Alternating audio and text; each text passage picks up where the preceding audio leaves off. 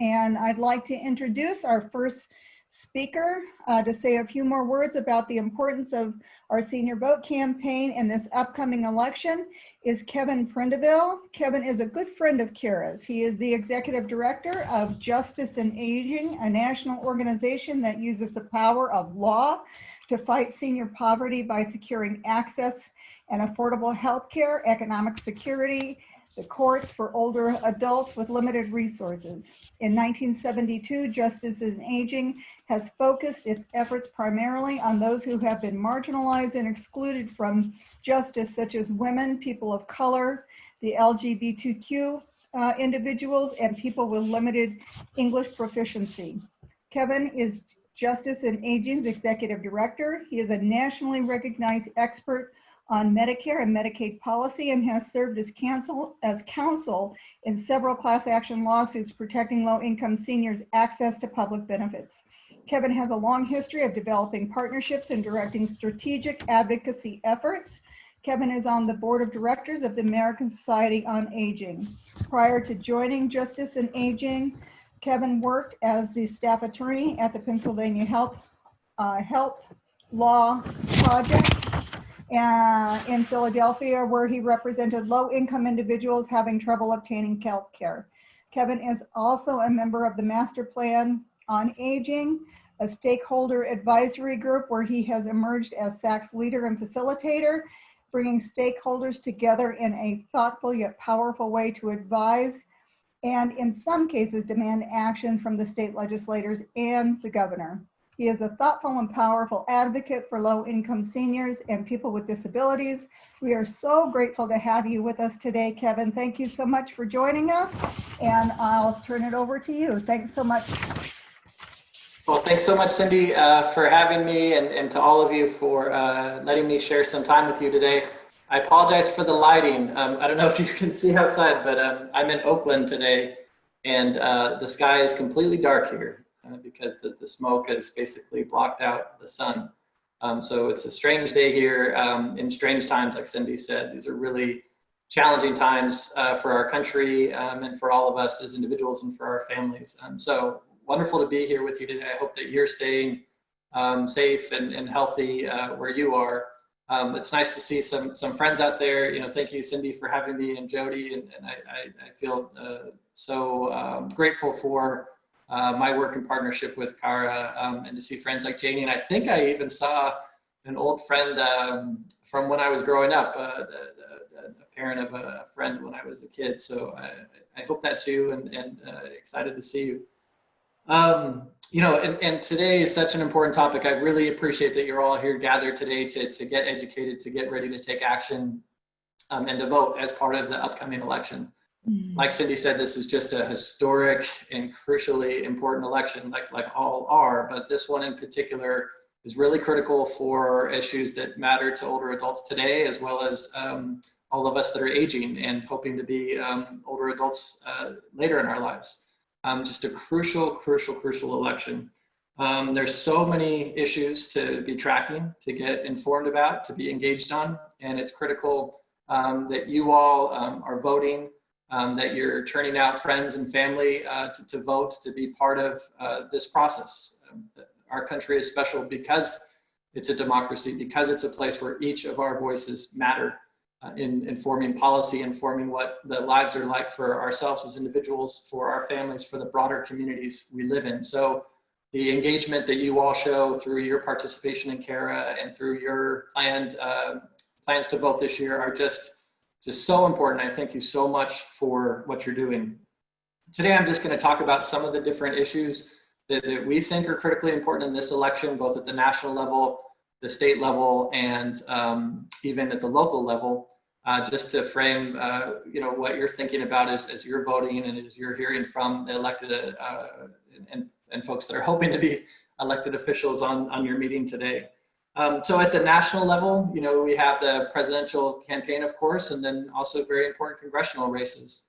And the president and Congress are going to be instrumental in making critical decisions that are important to older adults and all families. Some of the issues that we see as particularly relevant to older adults and issues for people that think about and care about aging are first the COVID response. We are living through this pandemic that we hope is historic and that it's not something that visits us again in the near future, and how our federal government continues to respond now as well as after the election. That COVID is going to be with us for some time. So that's a critical issue, is thinking about how the candidates, both for president as well as for Congress, are planning to continue to respond to COVID. Hopefully that response will include availability of vaccines and new therapies, but it could include any array of issues related to the public health crisis and the related economic health crisis. So that, to me, is a critical issue for all of us, and especially for older Americans who we know have been particularly impacted and hit by the COVID crisis. The next issue is Social Security. Before the COVID crisis hit, the Social Security trustees released their annual report. And per that report, they found that the Social Security Trust Fund had a sufficient solvency to pay all benefits until 2035. After that point, we'd still be able to pay about 75% of benefits, but we think we need action before 2035 in order to ensure that our promises to seniors and people during their working lives can be kept. Now, COVID has impacted that projection because it's created an economic recession. And then the president also recently signed an executive order and promised in his campaign to postpone collection of payroll tax funds that are used to fund Social Security.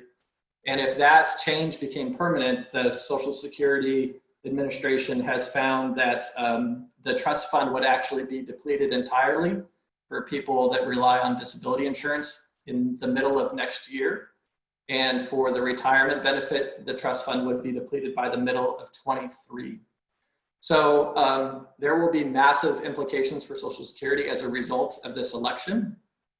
Even if these payroll tax changes don't become permanent, we are now in a window of 10 to 15 years before the solvency of the trust fund runs out.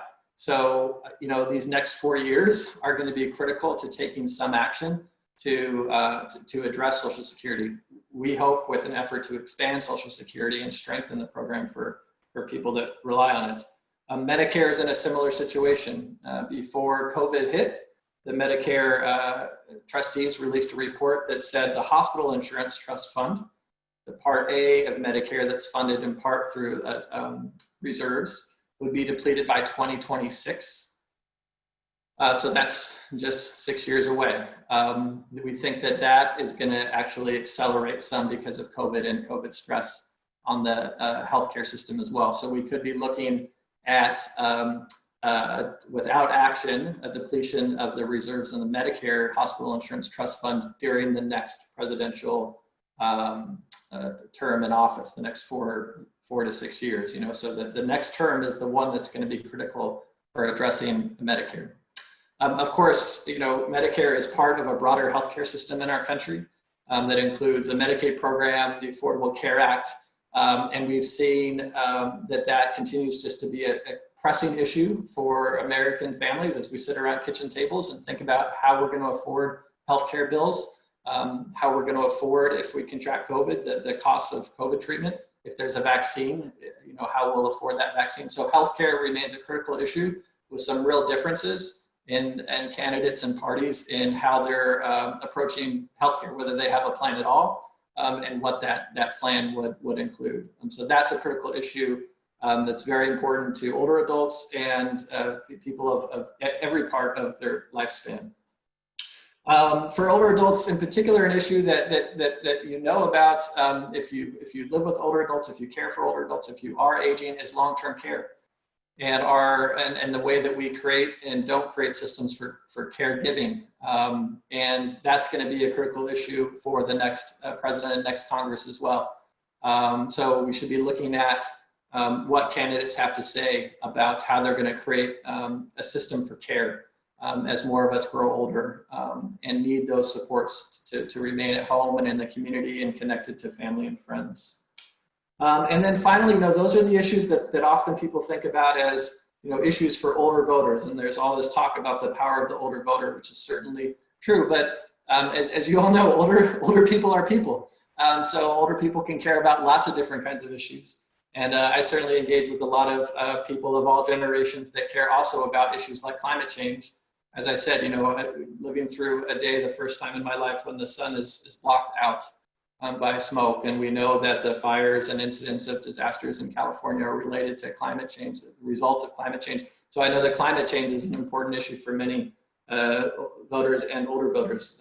Cindy mentioned, issues of racial justice are, I think, critical issues to many older voters, as well as things that are broadly impacting the economy, the housing crisis in California. These are all critical issues, and your participation and role in the national election is really critical to all those issues. There's state level issues as well. Like I said, at the state level, we also have to be considering how our state is going to continue to be responsive in the COVID crisis. So who we're electing to the Assembly and the state Senate, they'll have a lot of important decisions to make about how we respond to COVID, the impact that's having on California's economy, and will we respond with cuts to programs that support older people and others in California who have had less equitable access to opportunity, or are we going to find new ways to innovate in programs and to generate revenue to continue to support all Californians. Housing issues are going to be critical in state elections, also health and long-term care issues. In California, many of us, including Jody, have been working for the last year to create a master plan for aging in California. And the people that we elect at the state level of government are going to be critical to ensuring that we can fulfill some of the goals in that master plan, including creating a financed and reformed long-term care system, creating affordable housing opportunities for older people, and addressing poverty and hunger and homelessness for older adults. So those are all really critical issues that your vote for state elected officials will heavily influence. In addition to voting for elected officials, there's going to be the propositions, which I know you're going to be going through some of them today. There's so many, but there's important propositions on the ballot this year in California that relate to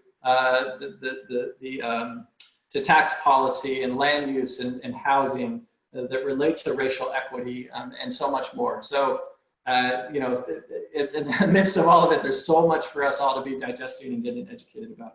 And then also at the local level, there's likely propositions at the local level, bond measures for you to be tracking.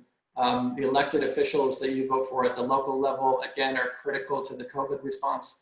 What kind of commitments and decisions are they going to be making around how we continue to support each other through the challenge of COVID? And then I think the other critical issue at the local level is housing issues.